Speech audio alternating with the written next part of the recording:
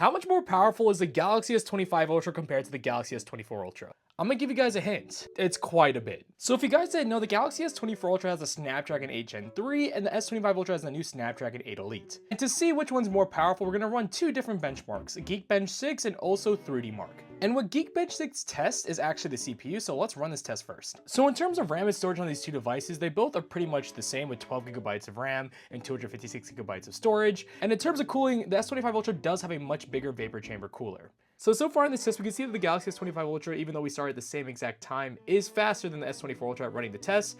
So let's speed through this and see who finishes first. And just like that, the Galaxy S25 Ultra finished with an insane score of 3100 single core and 9900 multi-core score. And right now, we're still waiting for the Galaxy S24 Ultra to finish. But that score is insane. And around 2 minutes later, the Galaxy S24 Ultra just finished, and you guys can see the difference in score. That is a 3,000 point difference in terms of multi-score and almost a 1,000 point difference in terms of single core. And just to put this score into perspective, this is technically more powerful than Apple's MacBook M2. Crazy. But that's just in terms of the CPU. So now let's test the GPU. So to test the GPU, I use 3D Mark, which stresses the GPU as much as it possibly can.